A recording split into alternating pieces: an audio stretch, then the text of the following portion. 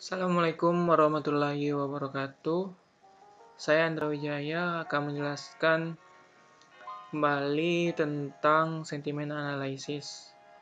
Tapi yang sekarang itu menggunakan model support vector machine. Kalau yang kemarin itu menggunakan linear logistic regression. Baik, langsung saja. Seperti biasa kita mengerjakan di Google Colab dengan bahasa pemrograman Python. Yang pertama kita mount dulu akun Google Drive kita ke dalam Google Colab supaya Google Colab bisa mengakses data yang ada pada akun Google Drive kita. Terus selanjutnya kita tambahkan modul yang akan kita gunakan seperti pandas untuk menampilkan data, NumPy mulai angkanya. Kalau ada angka, ini modul wajib ya. NLTK Natural Language Toolkit itu untuk mengelola teks. Jangan lupa kita download stopword-nya. Itu stopword berfungsi untuk menghilangkan kata yang tidak penting. Seperti kata kalau dalam bahasa Inggris this, I, itu bisa kita hilangkan menggunakan modul stopword. Selanjutnya Steam ini adalah dalam sebuah teks itu ada kata yang berimbuhan. Nah, dengan menggunakan modul Steam ini kita bisa mengubahnya dalam bentuk kata dasarnya seperti itu. Terus ada Sklearn, itu model SVM-nya. SVC itu classification, dan ada metric untuk hitung skor, recall, akurasi, dan lain-lain. Selanjutnya kita akan menampilkan data menggunakan pandas. Ini data set yang digunakan, yang data set kemarin yang menggunakan model logistic regression, sama datanya, yaitu data Google Play Store User Review. Head ini menampilkan data teratas, 5 teratas.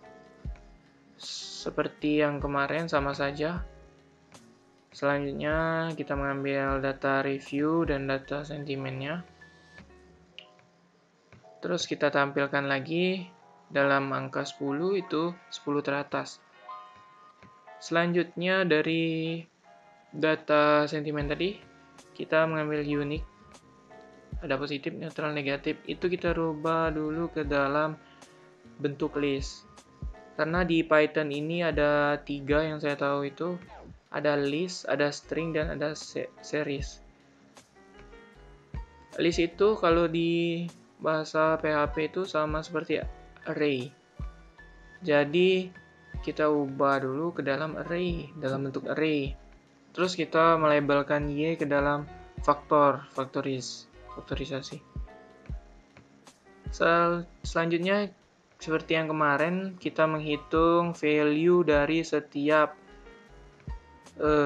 unique sentiment. Positif itu 23.000, negatif 8.000, dan netral 5.000. Terus selanjutnya kita ini ya, seperti yang kemarin juga, menampilkan data dalam bentuk histogram, negatif, neutral, positif. Terus kita melabelisasi sentimen tadi ke dalam angka 0 dan 1. Dan kita buat lagi dalam bentuk diagram ini, histogram, untuk yang sudah kita labelkan tadi 0 dan 1 dari 3 ini tadi. Untuk netral itu masuk ke dalam positif seperti yang kemarin, karena datanya untuk yang netral tidak terlalu mengandung unsur-unsur negatif. Selanjutnya kita akan membuat variabel untuk mengetraining dan testing data.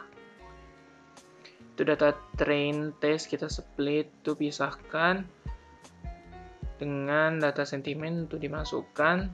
ukuran size-nya 0,2 dengan random state 1 X train ini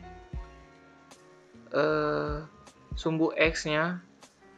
Untuk data training kita mengambil dari translate review tadi, data review X test, data testing dalam sumbu X itu mengambil dari translate juga. Untuk Y training itu mengambil dari label, dan Y testing mengambil dari label. Label tadi itu sentimen tadi. Selanjutnya kita mendefinisikan fungsi tokenizing dari modul tokenizer tadi. Kalau misalnya ada kita dalam suatu teks itu dipisahkan antar spasinya, biar kita mudah untuk melakukan text preprocessing. Selanjutnya mendefinisikan stem. Stem itu yang kata berimbuhan tadi, kata berimbuhan dirubah menjadi kata dasarnya. Kalau dalam bahasa Inggris itu contohnya autobiography. Itu kata dasarnya auto. Terus ada capture. Capture itu cap, kata dasarnya. Seperti itu kurang lebih. Selanjutnya dari modul Sklearn itu kita akan membuat vektor. Ini kita menampilkan, untuk melihat saja kita menampilkan data teks untuk list 0. List yang pertama. Selanjutnya kita akan membuat vektor untuk mentransformasikan dan menfit. Ini dua fungsi digabungnya, feed dan transform. Data review tadi. Jangan lupa ini diberi tipenya Unicode, karena kalau tidak dia akan error.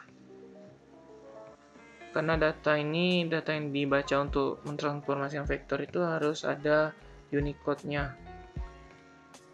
Selanjutnya kita ambil fungsi SVC, klasifikasi dalam modul SVM,